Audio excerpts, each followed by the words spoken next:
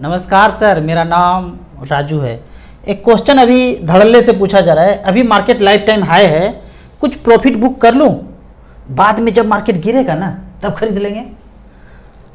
बाद में जब गिरेगा तब खरीद लेंगे, ऐसा किसी से होता नहीं है। यहाँ पे मैं आपको अपना उदाहरण दिखाता हूँ कि मैंने जब निप्पॉन इंडिया ग्रोथ फंड में इन्वेस्ट किया, इस फंड का नाम है निप्पॉन इंडिया ग्रोथ फंड, 3-3 हज़ार का SIP, 8,20,000 जमा किया हूँ और आज यहाँ पे पैसा दिख रहा है 27,71,000। परसेंटेज रिटर्न मुझे जो मिल रहा है 17.6% का रिटर्न मिल रहा है। तो यहाँ से 3,000 का SIP मेरा जर्नी शुरू हुआ और 3 साल के बाद 1,15,000 जमा था, 90-95 वैल्यू था, 10-15-20 कम ही था। तो एक बार यहाँ पे लाइफ टाइम हाई हुआ, हम यहाँ पे नहीं कर पाए। फिर एक बार यहाँ पे लाइफ टाइम हाई हुआ, फिर यहाँ हुआ, फिर यहाँ हुआ, फिर गिरा, फिर नहीं कर पाए। इस तरह से करके 10 मौका ऐसा आया होगा कि लाइफ टाइम हाई हुआ होगा और आज 27 लाख रुपया है। कभी सोचते हैं कि अगर हम अपना दिमाग लगाए होते कि प्रॉफिट बुक कर लिए होते तो क्या होता, 27 लाख से ज़्यादा पैसा हो जाता या 27 लाख से कम होता या 27 का 27 लाख रहता। मुझे लगता है कि मैं अपना दिमाग लगाता, खोपड़ी लगाता तो 27 लाख से कम होता। यहाँ पे जब हम अपना दिमाग लगाएंगे तो फंड मैनेजर के दिमाग को बाईपास करते हैं। इसको एक दूसरे उदाहरण से समझिए। आप ऐसे कार में ट्रैवल कर रहे हैं, जो ड्राइवर के पास एक स्टीयरिंग है और ड्राइवर कभी छोटा मोटा गलती करता है तो मालिक पीछे से गुस्सा होकर बोलते हैं तुम्हें गाड़ी चलाने नहीं आता है, एक काम करते हैं, एक स्टीयरिंग हम भी पीछे रख लेते हैं, जब तुम गलती करोगे तो मैं उस स्टीयरिंग से उसको कैटर करने का, उस गलती को सुधारने का कोशिश करूँगा। अगर दोनों ऐसा कर लेंगे, एक स्टीयरिंग अपने पास भी, एक स्टीयरिंग ड्राइवर के पास भी, तो पता ही क्या होगा, सत्यानाश ही होगा। तो इस तरह से करके दिमाग लगाना मुझे लगता है कि गलत है। यहाँ पे अब क्वेश्चन होता है कि प्रॉफिट बुक करूँ, 10% डाउन होगा तो बाय कर लेंगे। मेरा ये क्वेश्चन है, ऐसा कितनी बार कर चुके हैं कि 10% डाउन हुआ फिर खरीद लिए, 10% डाउन हुआ फिर खरीद लिए। अगर तो ऐसा किए होते तो पोर्टफोलियो बहुत ज़्यादा होता, फिर ये सब दिमाग लगाने का जरूरत नहीं पड़ता। और मैं ये बोलता हूँ कि यहाँ से 10% अप हो जाए तो आप अभी सोच रहे हैं कि लाइफ टाइम हाई है, अपने पैसा रिडीम करके रख लिया, प्रॉफिट बुक कर लिया, अब सोच रहे हैं कि गिरेगा तो खरीदूंगा, लेकिन यहाँ से 10% अप हो जाए तो कौन जानता है? ये जो है कोई नहीं जानता है कि मार्केट अप होगा या डाउन होगा, सिवाय एक के, मोगेम्बो के, उसके अलावा कोई नहीं जानता है। और ये मार्केट लाइफ टाइम हाई तब तक होते रहेगा जब तक हम सब लोग मोबाइल पे टक टुक सारा ट्रांसफ़र करने ना जाएं, सारा जनसंख्या मोबाइल से सारा ट्रांजेक्शन ना हो जाए, तब तक ये चलते रहेगा। और उसके बीच जब सब लोग सीख जाएंगे मोबाइल से तो bank, post office, cash note, ये सब धीरे धीरे ख़त्म, तब तक मार्केट बढ़ता रहेगा। आगे का षड्यंत्र बता दिया हूँ, चालबाजी। ये मार्केट धीरे धीरे बढ़ते रहेगा, तब तक बढ़ेगा जब तक हम सब लोग फैमिलराइज न हो जाएं ऑनलाइन ट्रांजेक्शन में। तो इस तरह से ये चलता रहेगा। तो इसके बारे में कोई नहीं जानता है कि कब मार्केट बढ़ेगा, कब गिरेगा, आज प्रॉफिट बुक कर लूँ।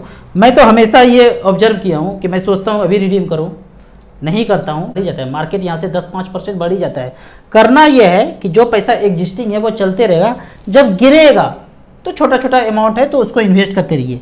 लेकिन अब दूसरा क्वेश्चन है, प्रॉफिट बुक करने से मतलब नहीं है, आपको सच में ज़रूरत है, 10 साल 15 साल से चल रहा है, अच्छा खासा रिटर्न दिख रहा है, अब ज़रूरत है, चाहे 6 महीना बाद ज़रूरत है, चाहे 1 साल बाद ज़रूरत है, रिडीम कीजिए, सेविंग अकाउंट में पैसा रखिए, यूज इट, उसको यूज कीजिए। इंतज़ार नहीं करना है और बढ़ जाएगा और गिर जाएगा, ऐसा नहीं।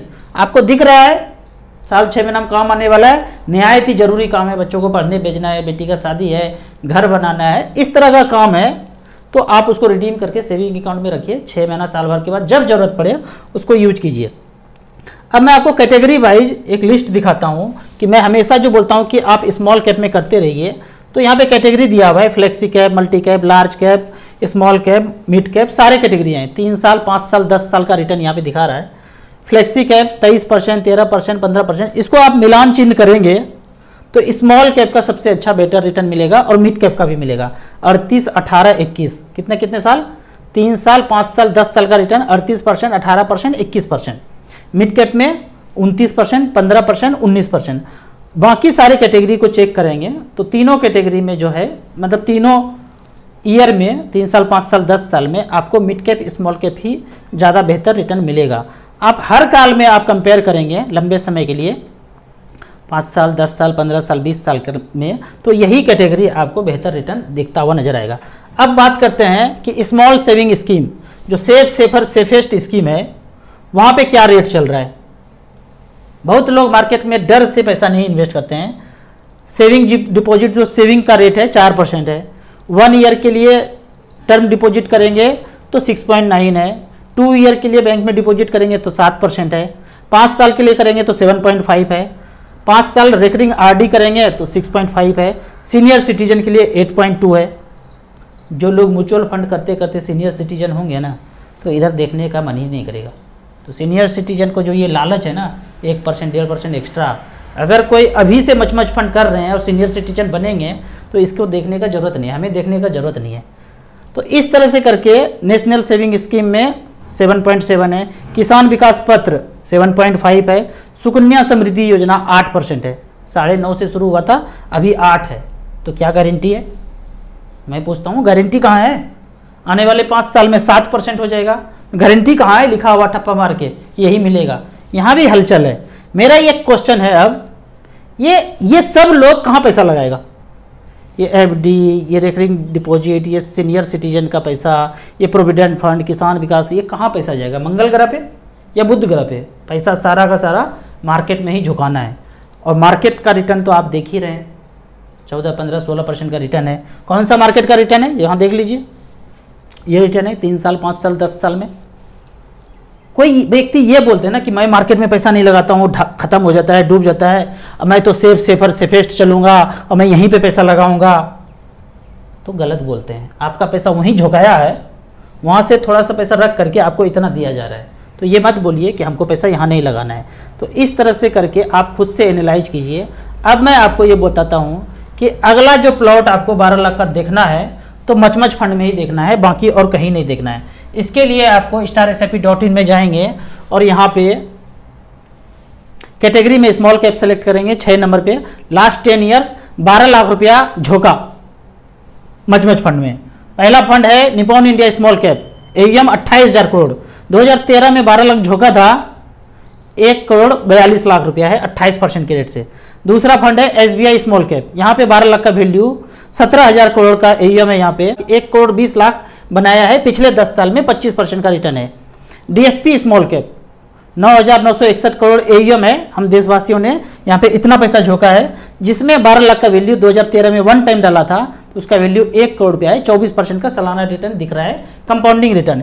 यहाँ पे जो ये 24% दिख रहा है, इसमें से चार्जेज 1.5%, 2% जो भी एक्सपेंस है वो काट के ही दिखाया जा रहा है। एक्चुअल में तो 26% होता, पर एक्सपेंस काट के आपको इतना दिखाया जा रहा है। तो इस तरह से करके जो टॉप का 10 स्मॉल कैप है, आप उसमें धीरे धीरे शुरुआत कर सकते हैं। आपको इसी तरह म्यूचुअल फंड के बारे में और कुछ जानना है, इन्वेस्टमेंट के बारे में जानना है, तो इस नंबर पे मुझे व्हाट्सअप कर सकते हैं। दिए हुए ऐप में रजिस्ट्रेशन करने के बाद हमसे जुड़ सकते हैं। ऐप का और मेरे सर्विस का लाइफ टाइम कोई चार्ज नहीं है। मिनिमम इन्वेस्टमेंट म्यूचुअल फंड में 100 रुपया है। मैक्सिमम कितना करेंगे ये आपके खोपड़ी के ब्लूटूथ पे निर्भर करता है। वीडियो अच्छा लगे तो व्हाट्सअप यूनिवर्सिटी में दोस्तों के बीच इसे जरूर शेयर करें। यूट्यूब पे देख रहे हैं तो लाइक एंड शेयर जरूर करें। Thank you so much.